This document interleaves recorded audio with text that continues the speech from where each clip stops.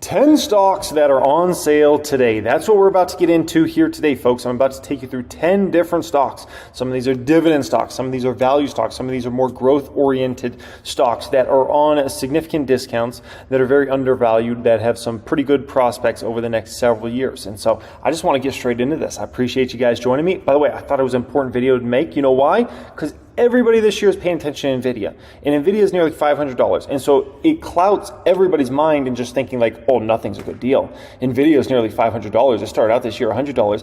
In reality, I can tell you a lot of stocks are down significantly. A lot of stocks are heavily discounted. A lot of stocks are at multi-year lows right now, folks. You got to open up your mind and expand a little bit beyond just one stock in this market. I appreciate y'all joining me as always. Thanks for being subscribed, folks. So first one up here, Cheesecake Factory, number one. Forward P on the stock is about 11 right now. They're going through extraordinary EPS growth on a year-over-year basis. Obviously, that's not sustainable, right? 72%. Their EPS was up year over year. On 4% revenue growth, that's not sustainable. But nonetheless, when you're at a forward P of 11, all they have to do is just have a few percentage points of EPS growth, and this stock can be a huge winner. Very nice dividend yield on this one, 3.3%. In regards to Cheesecake Factory, stock's done very bad the past 5 years, right?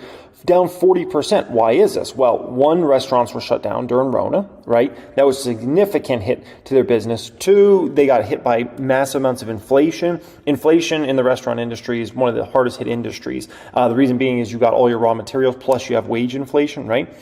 And also the consumers hit all simultaneously, so it's kind of a really, really bad scenario. But with that being said, let me drop a little gem for you guys out there, because a lot of people think, okay, if a stock did bad over the past 5 years, it's due to, it means it's a bad stock. It's not going to do well over the next 5 years. Cheesecake Factory is a very cyclical stock. All stocks are a little cyclical, to be honest. They have big ups and big downs. But Cheesecake Factory is one of the most cyclical stocks I've ever seen in terms of having some unbelievable 5-year spans and horrible 5-year spans. Get ready to see something absolutely shocking. And remember, this stock's down 40% over the past 5 years, okay? So if we take it back to kind of like 2012 through 2016, the stock was up 128%, right? So this stock was high flying. It was doing amazing as far as the stock price goes, right? And you could have thought, okay, the stock's doing so amazing, such an amazing stock, I need to buy it, right? All to get down 40% over the past several years now at this point in time, right? Now, you go back 5 years pretty much prior to that, right? Look at 09 through 2014. The stock returned over 500%. Over 500 flip and flapjack and percent. That's incredible performance, right? For a stock like Cheesecake Factory. So you might geez, during this span, you thought this was the greatest stock in the creation of mankind, right? Let's back it up another 5 years. Well, from 2004 through 2009, the stock fell nearly 70%, right? Nearly 70%. But what about the previous 5 years? Well, it was doing amazing the previous 5 years. This is kind of like 99, 2000-ish through 2004. Stock was up 378%. So if you're always basing everything off of, well, it did great over this 5 years, it's going to do great over the next 5 years, or just because it did bad over the last 5 years, it means it's going to do bad over the next 5 years. That's not how it works. It all comes down to the business model and the valuation you're paying. And right now, Cheesecake Factory has an unbelievable business model. Inflation's going away. It's not fully gone, but it's definitely going away now at this point in time.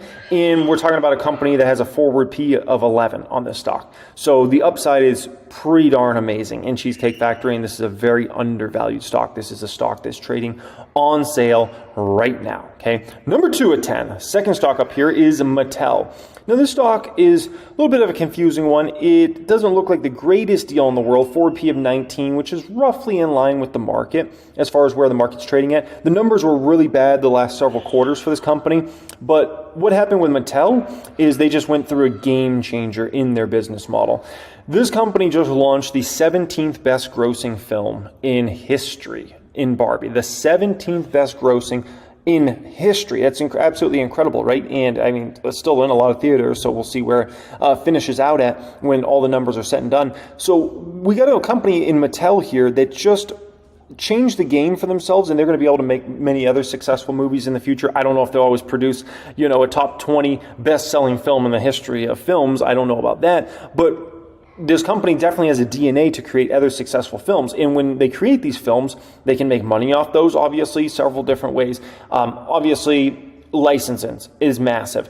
Toy sales, massive for this company, right? There's so many, when you go down the rabbit hole of how many different ways this company can make money, it's extraordinary when it comes to Mattel. So it doesn't look like, oh, this is the best deal ever. It's like, it kind of looks like a sleepy one, but it's a sneaky kind of, stock that's on sale in my personal opinion. This stock should be $30+ right now, in my personal opinion. I don't think the stock price has reflected the realities of how big the film was and how much of a success it really was. Okay. Alrighty, number 2 of these 7 stocks up here is PayPal. So PayPal, this is obviously my favorite stock I'm buying right now. I've been buying these shares very aggressively. I'm going to continue to buy these shares very aggressively all the way to the end of this year, essentially, okay? So, PayPal. A lot of things I'm excited about here with this one. They own PayPal and they own Venmo. If you look at the iOS leaderboard in the United States of America on any given day, pretty much, Venmo and PayPal are the number 2 and number 3 most popular apps every single day. Usually the only one that outdoes them is what's called Cash App, okay? Now, if that wasn't enough, those successful businesses obviously own PayPal and Venmo. They also own Braintree, which is, let's just kind of think of it as the back end of a lot of e-commerce businesses, of a lot of apps and websites in general. And the thing that makes Braintree so special is you as a business, you as an e-commerce company, whatever, you're going to be more successful the more payment options you offer. If you can offer credit cards, debit cards, if you can offer Apple Pay, Google Pay, PayPal, Venmo, and many other services, you're just going to be much more successful than if you don't. Like, it's been statistically proven by a lot of companies over time, like the more options you offer, like the better off you're going to be. Because and especially nowadays, because not everybody likes to pay the same way. Somebody might use PayPal and Venmo that doesn't use Apple Pay. Somebody might use Apple Pay that doesn't use PayPal and Venmo. Somebody might use PayPal that doesn't use a debit card or credit card. Like, there's all these different phenomenons that go on out there. And so you've got to have all these different options at your disposal, okay? And they also own this business that doesn't get talked about that much called Honey, which is, think of it kind of as like coupons, promo codes, deals, things like that you can easily integrate into the PayPal app, PayPal website, or other places as well. So that's an intriguing, just quiet business no one really talks about, because obviously when you own PayPal and Venmo, like everybody's going to talk about PayPal and Venmo and kind of forget about Braintree, forget about Honey or anything else you really got going on out there. Now, in regards to PayPal, this is one of the most consistent growth companies over time. This is their revenue growth over the years. I mean, it doesn't really get more consistent than that. It's absolutely beautiful in terms of their revenue growth over the years. Now, where things get shakier is net income growth, because the net income growth has been, up and down over the years. For a while there, they had it consistent. Obviously, from 2013 to 2014, net income dropped in a massive, massive way while revenue was going up. And, it was kind of on an uptrend. Then it went, obviously, insane kind of during Rona. Then we kind of flatlined. It went down. A lot of that has to do with some one-time expenses and a bunch of other messy stuff. So nonetheless, PayPal's been going through a messy time when it comes to their bottom line, and that's certainly weighed on the stock price in a significant manner. Now, with that being said, recently, they're getting their bottom line back together in a very healthy way.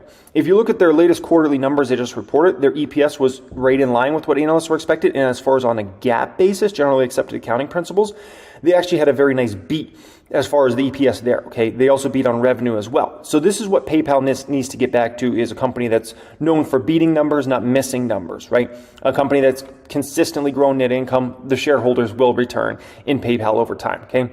As long as they can put up those numbers. Now, in terms of EPS growth, this is what analysts have on average.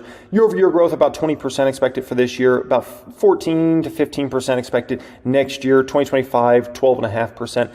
That puts the company at 12 times this year's numbers and 11 times next year's numbers. Now, for a company that's growing, like PayPal's growing, like that's stealing money, like in my opinion, right? If this was a company that, their revenues are just going to go down and down and down, I could say, okay, yeah, this might not be a good deal, right? But for a company that's a growth company, here's what analyst expectations are, and I have somewhat similar numbers as analysts have. They have them growing about 8% this year, 9% next year, and 9.5% the next year. For a company that's growing top line like that, and likely going to grow the EPS like they're going to grow it, I think the risk reward is pretty darn attractive at this valuation. So that's why I'm buying every share in sight in regards to this one. Now, we get a new CEO coming in, okay? Alex Chriss. Okay.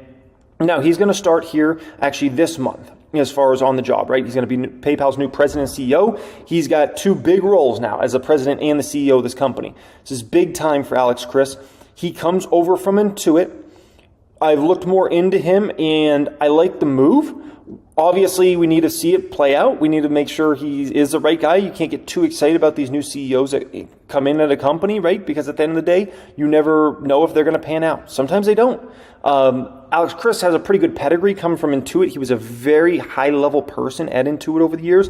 And Intuit, one of the most beloved stocks in the entire stock market. Intuit's absolutely unbelievable. This stock, if you go back kind of 2010, 2011, this is like a $40 or $50 stock. Today it's a $500+ stock. So the stock's over 10x in just over 10 years. Now, do I expect him to over 10x PayPal stock over the next 10 years? No. But if PayPal can be a 2x, 3x, 4x return, I will be a very happy shareholder. And considering how low of a risk I believe I'm taking in PayPal because of the valuation it's currently trading at, I'll gladly take the risk reward on this one. And so, yeah, really excited about PayPal in the future of this one, and that's why it's the number 2 of these 7 stocks.